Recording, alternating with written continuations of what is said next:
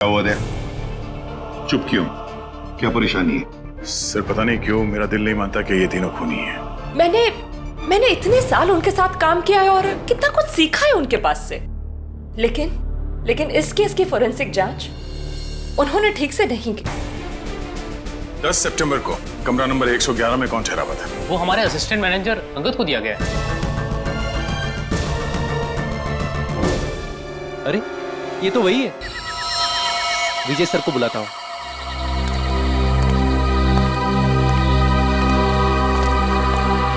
Hello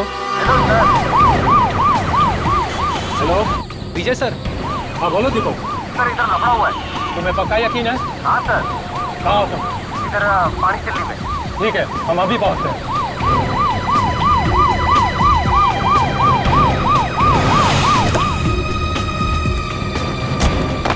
sir कहाँ है गाड़ी? सर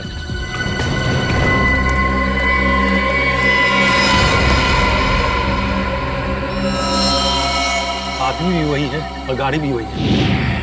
जाओ पकड़ो उसे। इंस्पेक्टर मुझे क्या हो रहा है यहाँ पे? आप प्लीज यहाँ से चले जाइए। नहीं मैं नहीं जा सकता, मुझे उससे काम है।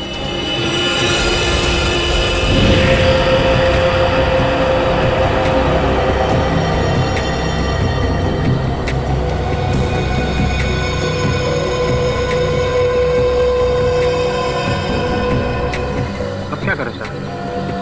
सीआईडी को फोन करना पड़ेगा।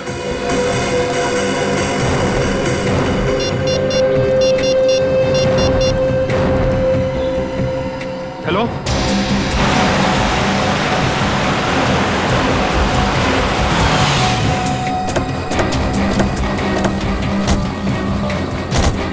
Hello sir. अंगद कहाँ है? सर गाड़ी के अंदर।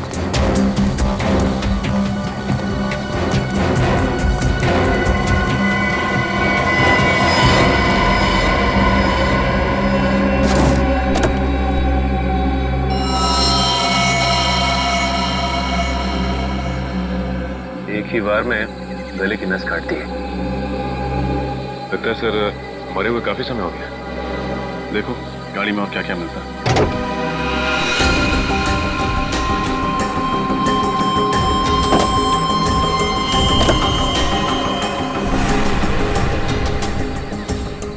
सर यहाँ ये और गाड़ी की पिछली सीट पे खून के धब्बे।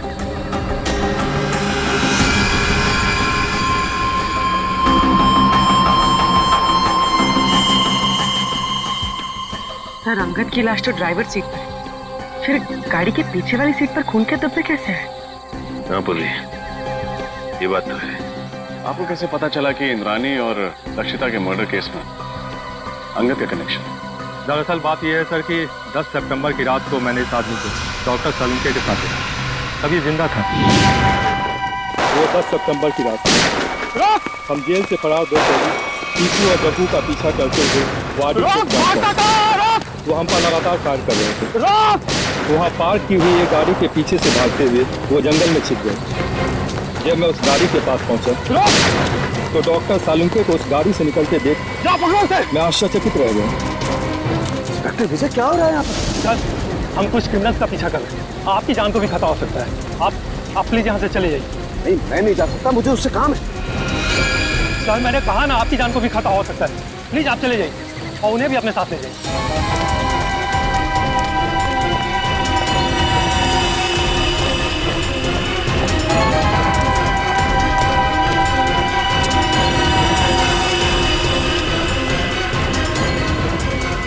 10 सितंबर को आपने डॉक्टर साळुंके को अंगद के साथ देखा था। 10 सितंबर को तो इंद्राणी और लक्षिता का खून हुआ था। सर हमने उनसे कहा था कि वो दोनों वहाँ से चले जाएं।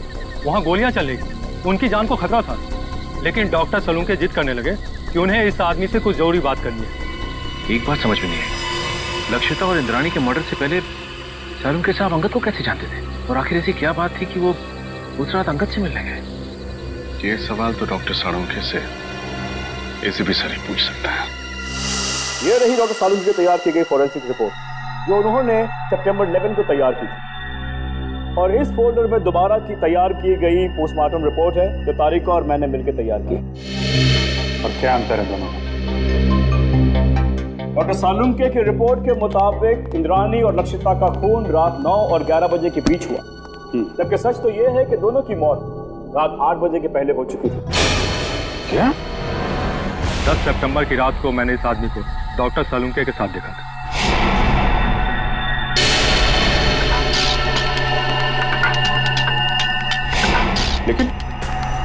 लेकिन डॉक्टर सालुंके ऐसी गलती कैसे कर सकते हैं? मुझे भी हैरानी हो रही है अभिजीत। और तो और लाश के ऊपर जो बुलेट वुंड्स थे उसकी साइज भी उन्होंने गलत लिखी थी। असली घाव तो इससे काफी छोटे थे। नहीं, सालुंके साहब ऐसी गलती कर ही नहीं सकते। कहीं ऐसा तो नहीं कि आप लोगों के हाथों से कोई गलती हुई हो? इसकी कोई गुंजाइश नहीं, हमने रीचेक किया था। एक बार पोस्टमार्टम हो चुका है, क्या दूसरी बार किया हुआ पोस्टमार्टम रिपोर्ट सही होता है? You are right officer.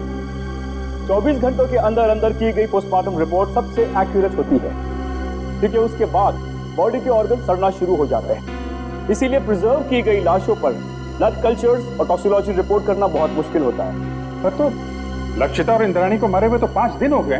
You are right officer. Doctor Tarika ने घाव के वीडियोज और फोटोज तब लिए थे जब घाव ताजे थे। इससे दोबारा ऑटोप्सी करने में हमें बहुत हेल्प मिली। डॉक्टर तारिका, आपने ये सब मैंने इसलिए किया अभिजीत, मुझे डॉक्टर सालुंके पर शक हो रहा था, वो पोस्टमार्टम ठीक से नहीं कर रहे। सॉरी। नहीं, तुम्हें परेशान होने की जरूरत नहीं है तारिका। तुम सिर्फ अपनी ड्यूटी कर रही थी, डॉक्टर सालुंके के साथ गद्दारी नहीं। और क्या जो डॉक्टर सालुंके ने अपनी रिपोर्ट में नहीं लिखा है या गलत लिखा है डॉक्टर समीर?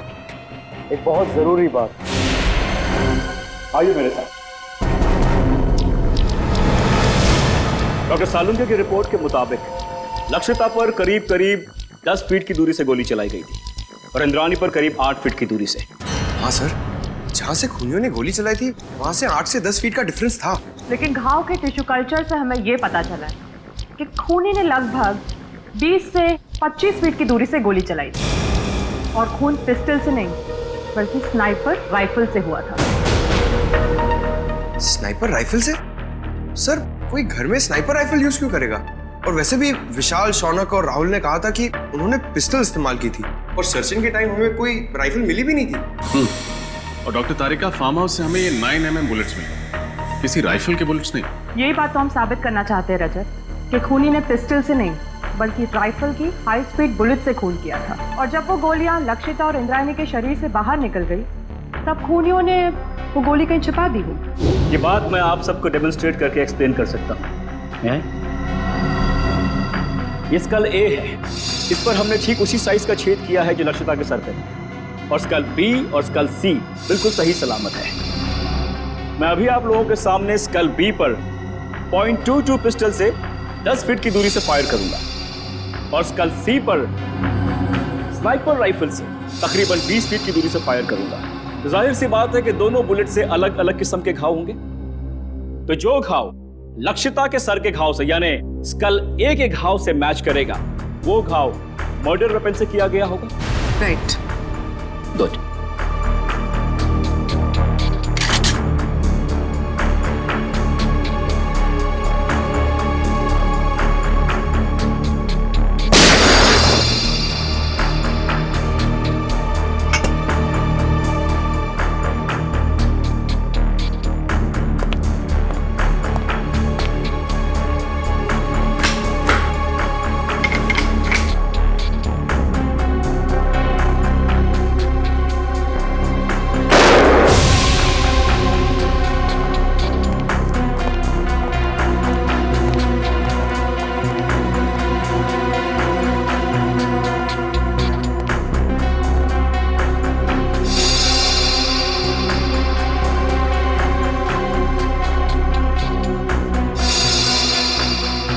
कहना बिल्कुल सही है सर, दोनों का खून राइफल से ही किया गया। हाई स्पीड बुलेट से जो घाव स्कल पर हुआ है वही घाव लक्षिता के सर पर भी था।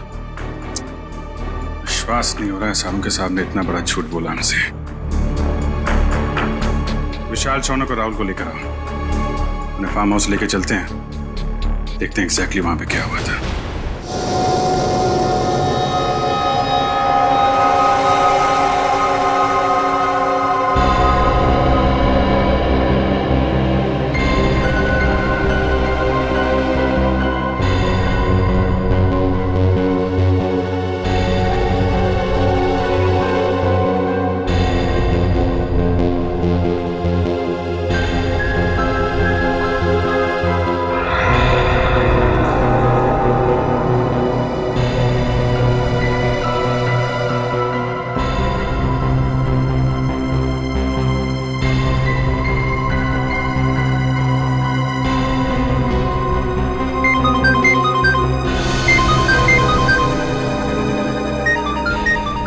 ये मेरा फोन है, मुझे लेने दो।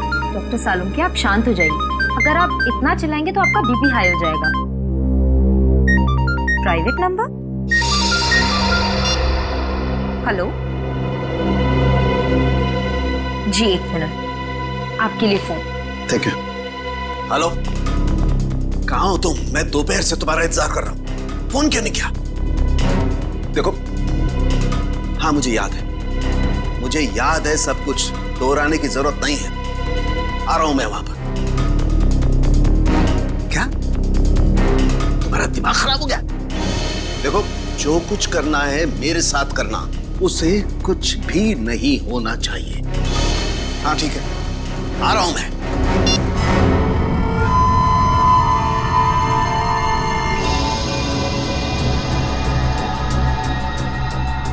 तो लक्षिता और इंद्राणी यहां सोफे पे बैठे हुए थे। अब ठीक से याद करके बताओ कि 10 सितंबर की रात को यहाँ पे क्या हुआ था? क्या किया था तुम लोगों ने? सर, उस रात करीब 9-9:15 बजे होंगे सर। हम लोग पिस्तौल लेके जैसे ही फार्म हाउस के बाहर पहुंचे, यहाँ कोई वॉचमैन नहीं था। सर, हमने तय किया था कि हम पहले दोनों को शांति से समझाएंगे, अगर वो नहीं मानेंगी तो फिर उन पर गोली चलाएंगे। तो फिर तुमने उन्हें समझाने की कोशिश की? नहीं सर, जैसे ही हम लोग यहाँ पर पहुंचे, यहाँ पे बहुत अंधेरा था, सिर्फ टीवी की आवाज़ सुनाई दे रही थी। इससे पहले कि हम लोग कुछ करते, उन लोगों ने हम पे गोलियां चलानी शुरू कर दी। और उसके बाद तुम लोगों ने भी गोलियां चलानी शुरू कर दी? हाँ सर, क्या करते, उन्होंने शौनक को एक गोली मार दी थी। बस मेरी जान जाते जाते बची है सर, ये देखिए।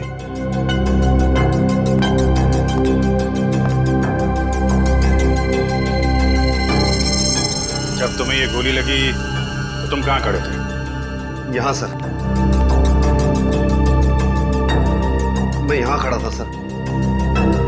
जैसे ही मुझे गोली लगी, मैं वहां पर उस दीवार पर जाके टकराया और मेरा सर वहां पर लग गया।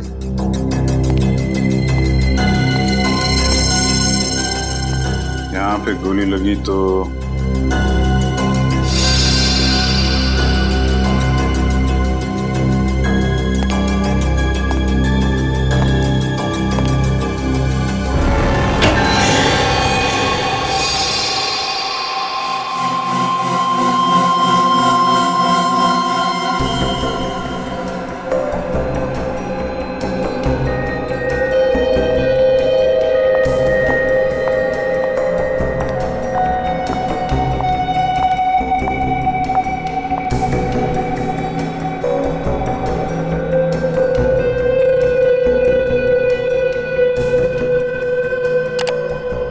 तारीका, गाड़ी की बैक सीट पर जो खून के धब्बे मिले हैं उनकी जांच हो गई।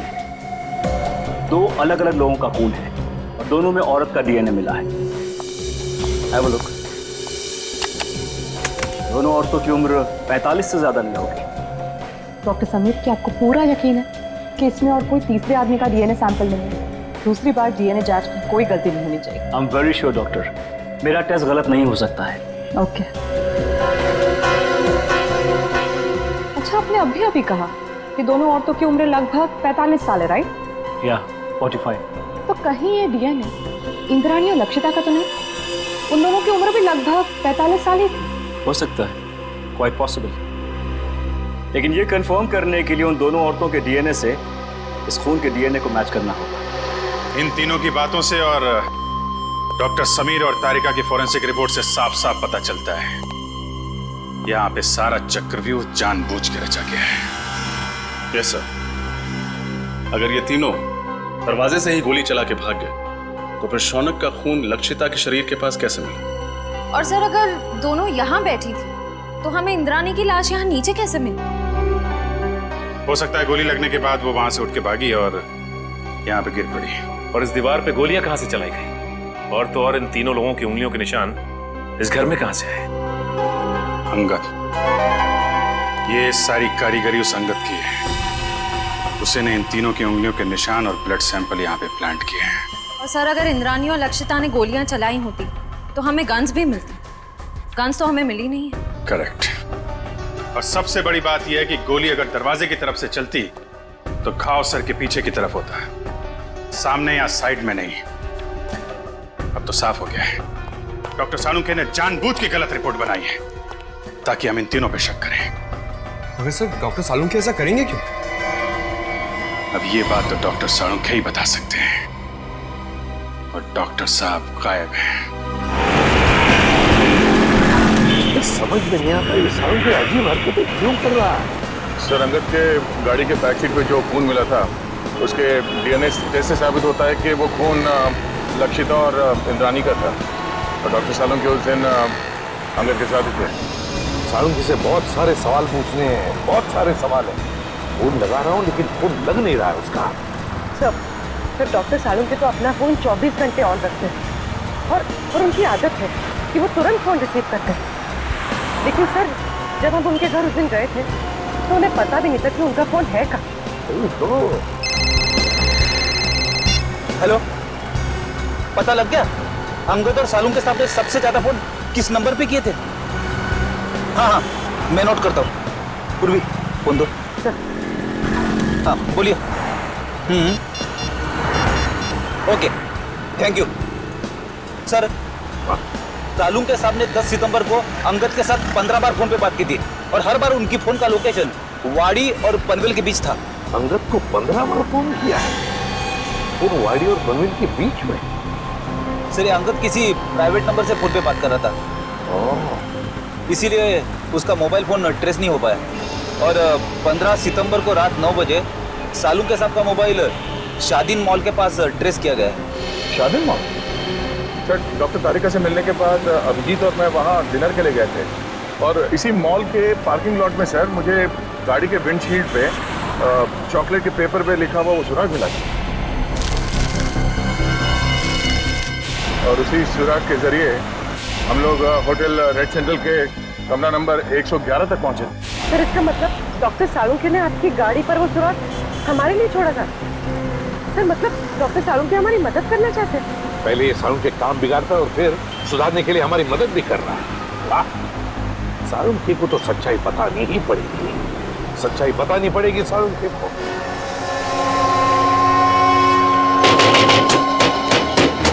सालुंखे! सालुंखे! डॉक्टर साहब! सालुंखे साहब! सर, दरवाजा तोड़ दूं? तोड़ दो। डॉक्टर साहब! सालुंखे! सालुंखे! देखो उसे, देखो।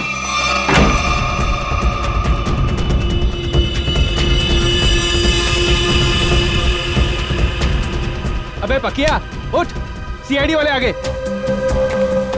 सालुंखे! डॉक्टर साहब! डॉक्टर साहब!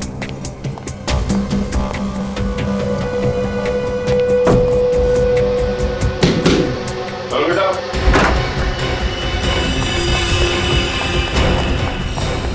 रुक जा! Salunkhe sir, Salunkhe sir.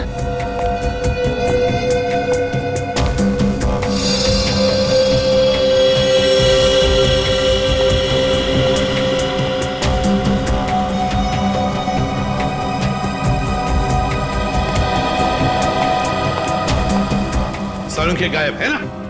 क्या शक था मुझे यही होगा। सर? आप ये क्या है? सालुंखे का पुराना शौक, लकड़ी के मॉडल्स बनाना।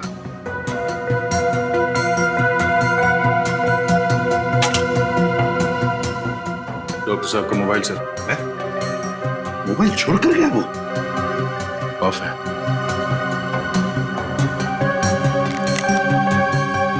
सर, इसमें ना तो बैटरी है ना सिम कार्ड। बैटरी भी नहीं, सिम कार्ड भी नहीं।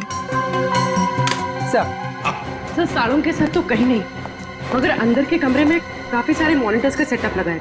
CCTV monitor. CCTV monitors?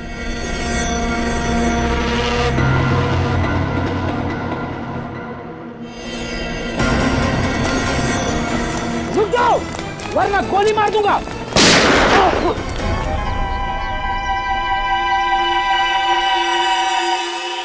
बच गया। बच गया। लेकिन अब नहीं बचोगे बच्चू।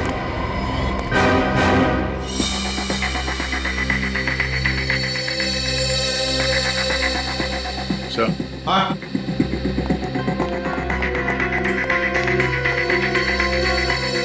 ये देखिए सर, खुफिया कैमरा। लगता है कोई डॉक्टर सालुंके के ऊपर नजर रखे हुए था।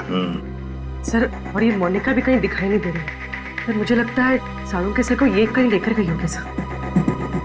कहाँ? ये दोनों बताएंगे सर। हमें कुछ नहीं मालूम साहब। क्या जानते हो डॉक्टर? साहब कुछ नहीं जानते सर। कुछ नहीं जानते? कुछ नहीं जानते साहब, हम तो सिर्फ घर की देखभाल करते हैं साहब। डॉक्टर सालुंके और मैडम मोनिका के जाने के बाद घर में कोई ना देख पाए सर। डॉक्टर सालुंके कहाँ है? हमें कुछ नहीं मालूम सर। तो छोटे मोटे टपोरी है सर। हमें कहा गया था इस घर पे नजर रख के, और जब भी कोई इधर ताक झाक करे तो हमें खबर कर दे। तुमने अभी तक ये नहीं बताया कि डॉक्टर सालुंके और मोनिका कहाँ है? बताओ। कैसे बताए सर? हमें खुद को नहीं पता। हमें तो इतना पता है कि जब तक राहुल, शौनम और विशाल को अदालत सजा नहीं दे देती, तब तक डॉक्टर सालुंके को अपने कब्जे में रखने का है। सर, हमने आपको सब कुछ बता दिया है सर। अपना जुर्म भी कबूल कर लिया है सर। और सर ये भी बता दिया है कि हमने लक्षिता और इंद्राणी का खून कैसे किया, फिर हमें यहाँ क्यों बिठा के रखा है। ये बताने के लिए कि इंद्राणी और लक्षिता का खून तुम लोगों ने नहीं किया। क्या? पर सर, हमने तो सर अपने हाथों से लक्षिता और इंद्राणी पे गोली चलाई थी सर। हाँ, लेकिन वो दोनों पहले से ही मर चुकी थी। क्या? वो दोनों मर चुके थे? हाँ, मैं समझाता हूं। तुम तीनों ने गोलियां जरूर चलाई थी इंद्राणी और लक्षिता पर उनकी मौत जिन गोलियों से हुई, वो गोलियां तुम लोगों ने नहीं चलाई। तो फिर वो गोलियां किसने चलाई? उस खूनी ने चलाई थी गोलियां जो तुम्हें इन दोनों के खून में फंसाना चाहता था। सर, अगर हमने खून नहीं किया तो फिर हम जा सकते हैं सर? नहीं, तुम लोगों ने खून नहीं किया, पर खून करने की कोशिश जरूर की है, और इसकी सजा तुम्हें जरूर मिलेगी। देखो, अगर तुम तीनों लंबी सजा से बचना चाहते हो तो तुम तीनों को हमारी मदद करनी होगी, ताकि असली गुनहगार पकड़ा जा सके। करेंगे सर, आप जो कहेंगे करेंगे। हम लोग तीनों आपकी पूरी मदद करेंगे सर। और एक बात बताओ, क्या तुम लोगों का ऐसा कोई दुश्मन है जिसे फायदा होगा तुम तीनों को फांसी पे चढ़ाकर? सर दुश्मन तो वैसे कई है। हम लोग जिस धंधे में काम करते हैं वहां पर सर दोस्त कम दुश्मन ज्यादा होते हैं। किस किस का नाम ले सर? सर, इन तीनों को फंसाने के लिए खूनी को पहले से मालूम होना चाहिए था कि उस रात ये लोग लक्षिता और इंद्राणी का खून करने जाने वाले हैं। ये बात तो है दया, कोई तो जरूर जानता होगा। एक बात बताओ, कौन जानता था तुम्हारे इस प्लान के बारे में कि तुम उस फार्म हाउस पर जाने वाले हो? नहीं सर, ये बात तो हमने राजी रखी थी। वैसे ये प्लान तुम लोगों ने बनाया कहां पर? हा? सर, होटल रेड सेंट्रल में। अंगद के कमरे में? कमरा नंबर 111 में? नहीं, रूम नंबर 111 में नहीं सर, 308 सर। हाँ सर। Room number 308? तो क्या कोई अजनबी आया था तुम्हारे कमरे में 308 में जब तुम लोग बातचीत कर रहे थे? विशाल, तुझे याद है जब हम लोग उस कमरे में बात कर रहे थे तो वहाँ एक वेटर आया था इंटरकॉम का फोन रिपेयर करने के लिए, और उसने गलती से टेबल पे रखा हुआ खाना गिरा दिया। अरे गलती से नहीं भाई, जानबूझकर गिराया था उसने खाना। और वो उस कमरे के अंदर कपड़ा ढूंढ रहा था खाना पोंछने के लिए, ताकि वो टाइम पास कर सके और हमारी बातचीत सुन सके। लेकिन सर, हमने उसके सामने तो कोई ऐसी बातचीत की ही नहीं थी। सचिन, ले जाओ इन तीनों को। चलो। हाँ फ्रेडी, क्या पता चल? सर, हाँ, हमने पूरा फुटेज चेक कर लिया सर। सालुंके साहब के घर पे मोनिका और तारिका के अलावा बाहर का कोई आदमी आया नहीं था। और सर, सालुंके साहब और तारिका के बीच में कुछ बातचीत हुई है। क्या बातचीत हुई है? अब साउंड नहीं है, इसके लिए समझ में नहीं आ रहा।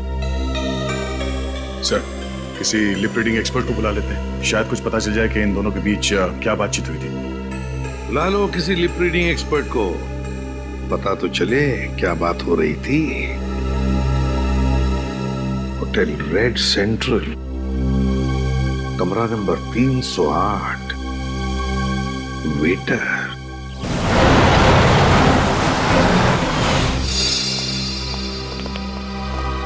हेलो सर, आप लोग फिर से यहाँ? हमें कमरा नंबर 308 दिखाओ। जहाँ पे शौनक, विशाल और राहुल ठहरे थे सितंबर 10 को। क्यों, क्या हुआ? क्यों क्या बाद में, पहले चाबी दो और उस वेटर अमित को बुला।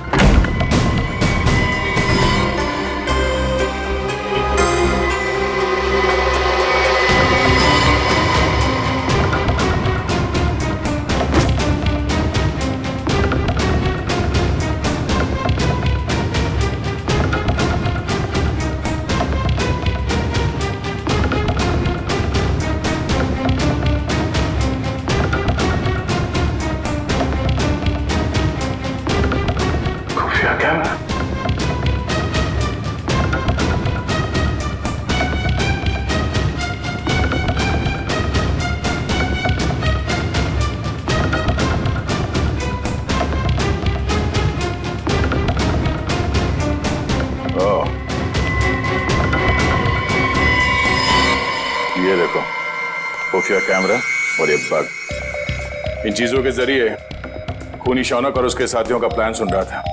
सर अमित आ गया। आइए अमित जी आइए। हाँ बैठ बैठ इधर। तूने लगा था ना ये कैमरा और ये बग इस कमरे में, हाँ, ताकि तुम विशाल, शौनक और राहुल की बातें सुन सको। क्यों? नहीं सर, मैंने कोई बग नहीं लगाया सर, मैंने कोई बग नहीं लगाया सर। देख सच बोल, वो बग हमें मिल चुका है, समझा? बात यहीं पे बताएगा या कहीं और ले चले तुझे? हाँ सर, हाँ मैं नहीं लगाया था बग सर, मगर मैंने ये अंकल साहब के कहने पे ही किया था साहब, और उन्होंने मुझे 50,000 के बदले में 2 काम करने को कहा था साहब। कौन से 2 काम? सर एक काम तो किसी बहाने इसी कमरे में बग और कैमरा लगाने को कहा था साहब। और दूसरा काम? दूसरा काम लक्षिता और इंद्राणी मैडम को इस होटल के बाहर किसी इलाके में छोड़ने को कहा था साहब। कब की बात है ये 10 सितंबर शाम को 6:45 बजे के आसपास का टाइम था सर। 10 सितंबर। चल हमें वो जगह दिखा जहाँ पे तुमने लक्षिता और इंद्राणी को छोड़ा था। चल चल।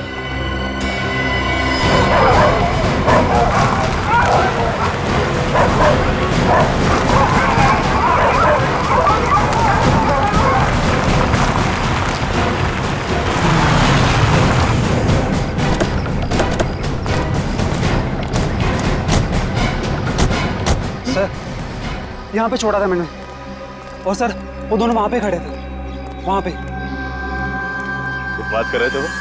हाँ सर, बहुत ही गुस्से में इस बात कर रहे थे सर। कह रहे थे कि वो हमें धमकाने की कोशिश कर सकता है, अगर उसने दगाबाजी करने की कोशिश की तो हम भी उसे छोड़ेंगे नहीं।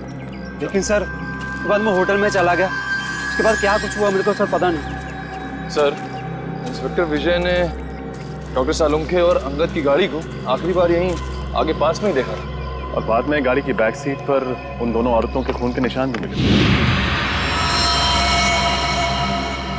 ऐसी जगह पे राइफल या स्पीड बुलेट का इस्तेमाल किया जा सकता है।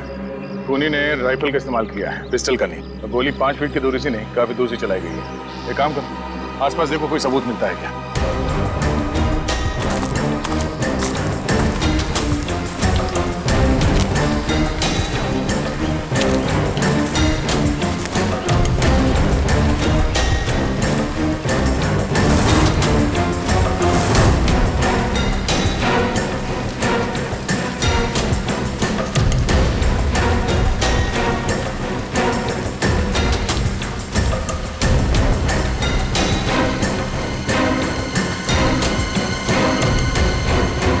दो गोली और तो खून भी लगा हुआ है।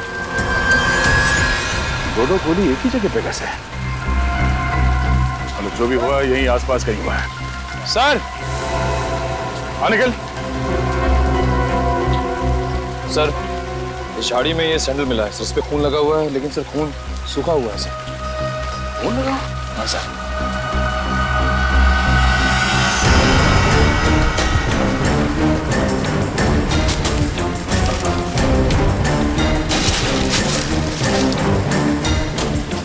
सर ये तो लक्षिता मैडम का बैग है, मुझे अच्छी तरह से याद है, उस दिन होटल में वो यही बैग लेकर आई थी। लक्षिता मैडम का बैग? कैसे? खून लगा हुआ है। इस बैग पे जो उंगलियों के निशान है जरूर उस खूनी के होंगे, और वो खूनी भी ज्यादा दूर नहीं गया होगा।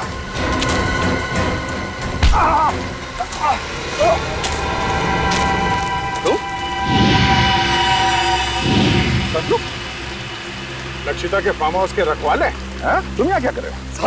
साहब मुझे माफ कर दो साहब मैंने कोई खून नहीं किया साहब मुझे तो आपके ऊपर नजर रखने के लिए कहा गया था साहब। सच बता, तूने झूठी गवाही क्यों दी? हमें पता चल चुका है कि तूने फार्म हाउस में कोई खून होते हुए देखा ही नहीं है, क्योंकि तुम्हारी लक्षिता मैडम और इंद्राणी मैडम, उन दोनों की मौत 7:30 बजे हुई और यहाँ पे। साहब मुझे छोड़ दो साहब मुझे अंगद साहब ने बोला था ऐसा करने के लिए साहब। अंगद मर चुका है। मुझे कोई दूसरा आदमी फोन करके काम करने के लिए कहता था साहब। कौन है वो? मुझे नहीं पता साहब, कौन है वो कभी सामने नहीं आया साहब, वो हमेशा मुझे फोन पे बोलता था सर। मगर अब उसे सामने आना ही होगा। चल चल। मिस्टर मयंक, इस सीसीटीवी फुटेज को गौर से देखिए और हमें बताइए कि ये लोग क्या बोल रहे हैं। इसमें कोई साउंड सुनाई नहीं दे रहा है।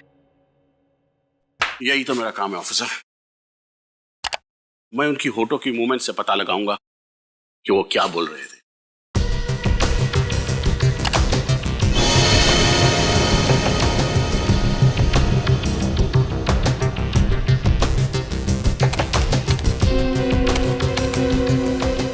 ACP sir,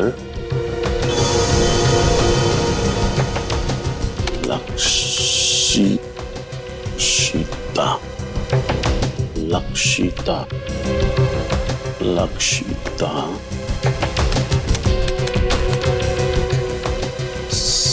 CID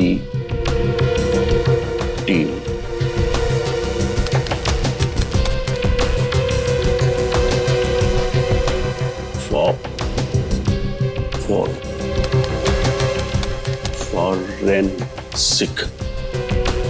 forensic. Abhijeet, उस प्लॉट पर से जो पर्स मिला उस पर जो उंगलियों के निशान है वो खूनी के ही हैं। सर ये खूनी बहुत चालाक है, काम होने के बाद अपने आदमियों को भी मार डालता है। अंगद के अलावा किसी और को कुछ मालूम नहीं था उसके बारे में, इसलिए लक्षिता और इंद्राणी को मारने के बाद उसने अंगद का भी खून कर दिया।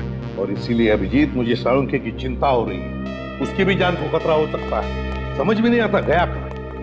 हाँ मैं कुछ मिला क्या? सर कोशिश कर रहा हूं सर। सर ये मोनिका मुझे नर्स नहीं एक क्रिमिनल लगती है, जरूर यही साळुंखे साहब को कहीं ले गई होगी। हाँ, और ये तारिका ये साळुंखे के घर क्यों गई थी उससे मिलने? और ये बात उसने हमें बताई भी नहीं।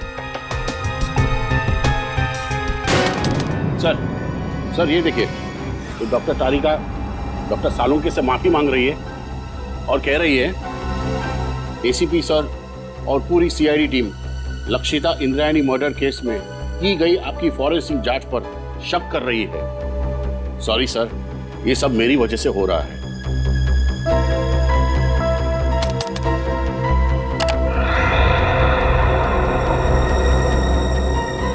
सर ये भी देखिए, डॉक्टर साळुंखे किसी के साथ फोन पर गुस्से में बात कर रहे हैं और कह रहे हैं जो करना है मेरे साथ करो, उस लड़की को कुछ नहीं होना चाहिए, मैं आ रहा हूं। उस लड़की को जाने दो। है कौन ये लड़की अभिजीत जिसे साळुंखे बचाने की कोशिश कर रहा और फिर खुद गायब हो गया?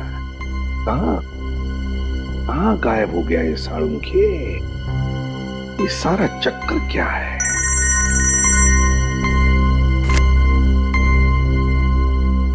Doctor Sameer. Sir doctor Salunkhe ने हर कदम पे बहुत होशियारी से हमारे लिए सुराग छोड़े हैं, तो अपने घर पे कोई ना कोई सुराग छोड़े बगैर तो जा नहीं सकते सर। इसका मतलब है साळुंखे और तारिका की जान खतरे में है।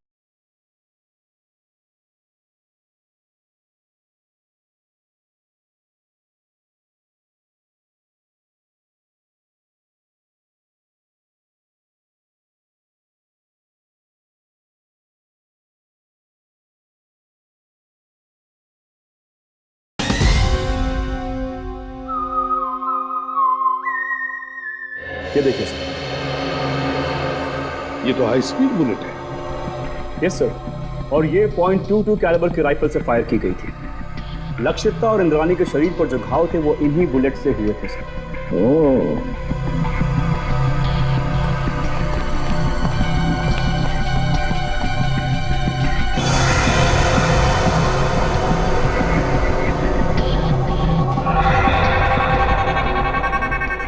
समीर। Yes sir. ये अंगूठी का निशान है ना? Yes sir.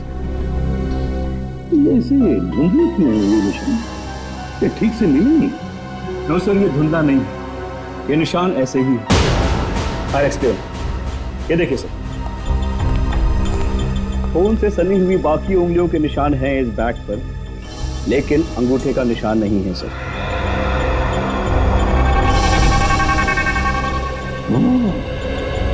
लगता है अभिजीत, ये अंगूठा डैमेज है, जिसकी वजह से रेखाएं मिट गई हैं।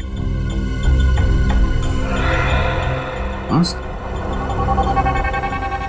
लगता है ऐसा हाथ मैंने कहीं देखा है। बिल्कुल सही अभिजीत, मैंने भी ऐसे अंगूठे वाले आदमी को देखा है। लेकिन अभिजीत, हम ऐसे अंगूठे वाले खूनी को तब तक नहीं पकड़ सकते जब तक हमें यह पता नहीं कि उसने साळुंखे को छुपा के रखा कहाँ है, और फिर साळुंखे किस लड़की को बचाने की कोशिश कर रहा है समझ में नहीं आ रहा है, और फिर क्यों। तो अब क्या करें सर? कुछ तो जरूर करेंगे, कुछ तो जरूर करेंगे। साळुंखे को तो ढूंढना ही है। जरा सोचो, साळुंखे ने फोरेंसिक का रिपोर्ट गलत बनाया था ताकि हम उस पर शक करें, और फिर उन्होंने दया के लिए होटल रेड सेंट्रल का सुराग छोड़ा, उसकी गाड़ी के वाइपर पे। उन्हें पता था कि हम उनके घर पे पूछताछ करने जरूर जाएंगे और हमें पता चल जाएगा कि उनके घर पे सीसीटीवी कैमरे लगाए गए हैं। सर, डॉक्टर साळुंखे ने हर कदम पे बहुत होशियारी से हमारे लिए सुराग छोड़े हैं, तो अपने घर पे कोई ना कोई सुराग छोड़े बगैर तो जा नहीं सकते सर। लेकिन सर, हमें उनके घर पर ऐसा कुछ भी नहीं मिला था। है सुराग है। कौन सा सुराग सर? घर रेडी, घर, एक लकड़ी का छोटा सा घर। सीसीटीवी फुटेज में हमने देखा है कि साळुंखे घर से बाहर जाने से पहले एक छोटा सा घर बना रहा था। वो घर तो डॉक्टर तारिका के घर जैसा है सर। हाँ, तारिका कहाँ है? डॉक्टर समीर, तारिका कहाँ है? सर, अंदर की कार सीट पर जो खून के धब्बों के निशान मिले थे, उनकी जांच करने के बाद वो कहीं चली गई है। उसका फोन भी नहीं लग रहा। फोन? मतलब डॉक्टर साळुंखे फोन पे जिस लड़की को बचाने की बात कर रहे थे वो डॉक्टर तारिका है? हाँ अभिजीत, साळुंखे तारिका के घर ही गया है। इसका मतलब है साळुंखे और तारिका की जान खतरे में है।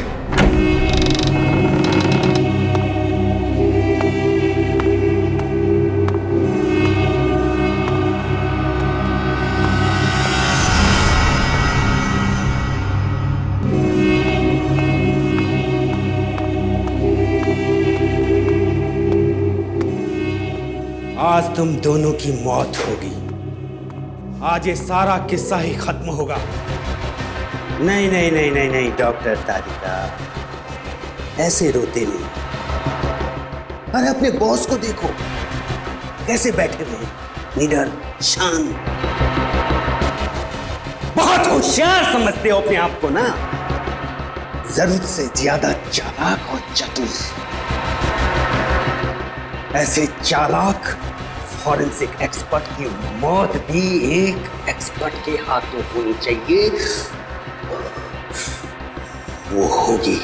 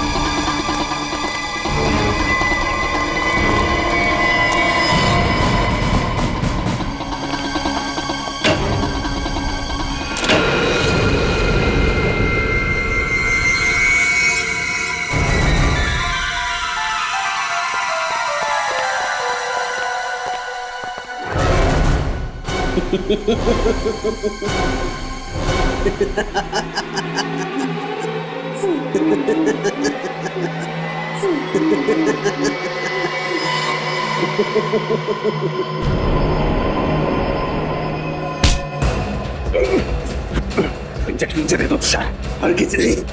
सीआईडी मुझे जिंदा कभी नहीं पकड़ सकती है। मैं ये इंजेक्शन खुद इंजेक्ट करूंगा। नहीं नहीं।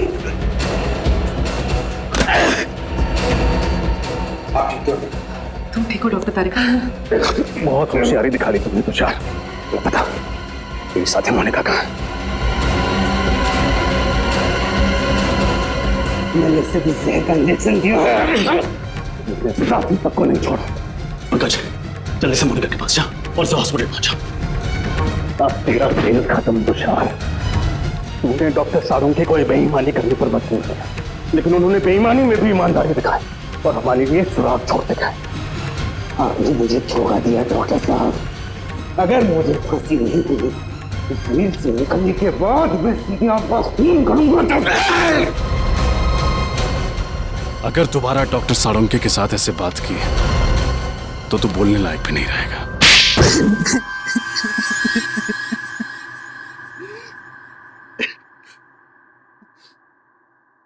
कितनी मेहनत से मैंने ये पूरा प्लान तैयार किया था।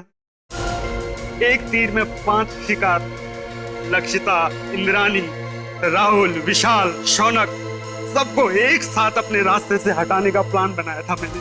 इंद्राणी और लक्षिता को तुमने क्यों मारा? क्योंकि मैं इनकी पूरी जमीन हड़पना चाहता था, इसलिए मेरे लिए इनका मरना बहुत जरूरी था। मैंने इन्हें इस तरीके से मारा कि इनके खून के इल्जाम में ये तीनों फंस जाएं और इन्हें फांसी की सजा हो जाए, क्योंकि इन तीनों ने लक्षिता और इंद्राणी को जान से मारने की धमकी दी थी। इसलिए सबको यही लगता कि खून इन तीनों ने की है। लेकिन इस सब में डॉक्टर साळुंखे को क्यों फंसाया तुमने? क्योंकि सीआईडी डॉक्टर साळुंखे पर बहुत भरोसा करती है। उनकी फॉरेंसिक रिपोर्ट के आधार पर केस की तहकीकात आगे बढ़ाती है। यहाँ तक कि अदालत में फॉरेंसिक रिपोर्ट को बहुत महत्व दिया जाता है। इसलिए मैंने डॉक्टर साळुंखे को गलत फॉरेंसिक रिपोर्ट बनाने के लिए मजबूर किया। तुम्हारा दिमाग खराब है?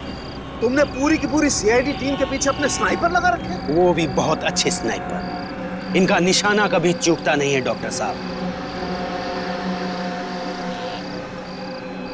इसलिए मेरे कहे अनुसार अगर आपने इस मर्डर केस में इस फॉरेंसिक रिपोर्ट में बदलाव नहीं किया ना तो क्या? तो मैं आपकी पूरी सीआईडी टीम को एक साथ एक समय मरवा डालूंगा। मेरी मदद करेंगे ना? देखो तुम, आप मेरी मदद करेंगे। अगर आपने एक भी सीआईडी ऑफिसर को इन्फॉर्म करने की कोशिश की ना तो मैं पूरी की पूरी सीआईडी टीम को खत्म कर दूंगा। जरा सोचिए डॉक्टर साहब, 16 साल पुराने आपके दोस्त और सीआईडी टीम, इन सबकी मौत के जिम्मेदार आप होंगे। आप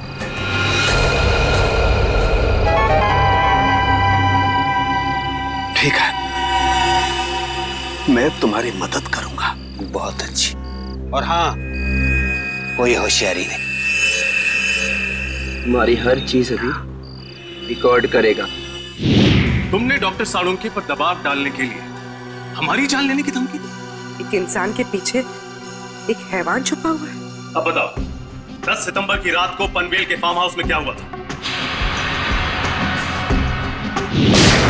मुझे पता था अंधेरे में गोलियां चलाने के बाद राहुल, शौनक और विशाल को यही लगेगा कि उन्होंने लक्षिता और इंद्राणी को मार डाला है। जब वो वहां से भाग रहे थे तब मैंने वॉचमैन संतरू का इस्तेमाल किया।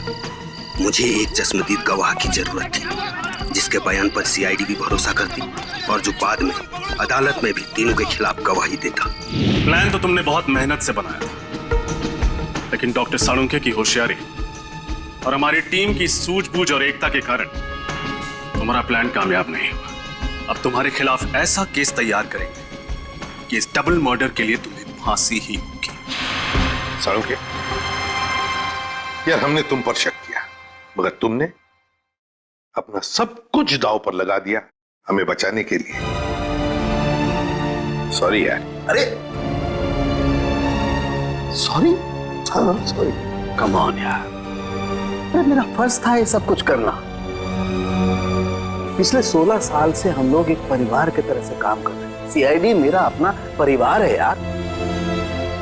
हाँ मैं मानता हूं, एक पल के लिए मुझे मुझे कश्मकश थी कि मैं सीआईडी को भी बचाऊं और अपने प्रोफेशन के साथ गद्दारी भी नहीं करूं। ये प्रॉब्लम थी मेरे सामने। लेकिन यार Pradyuman, please don't say sorry यार, प्लीज। चलो ठीक है, जो हुआ सो हुआ, है ना, भूल जा यार। लेकिन सबसे खुशी की बात क्या है मालूम? जो तू सही सलामत वापस आया वन पीस में। आना ही था मुझे वापस। मुझे पूरा भरोसा था तुम लोगों पर। मुझे मालूम था तुम लोग मुझे कभी कुछ नहीं होने दोगे। तू रोता क्यों है? रो नहीं रहा हूं मैं यार, रो नहीं रहा हूं मैं यार। तुम नहीं सुधरोगे यार।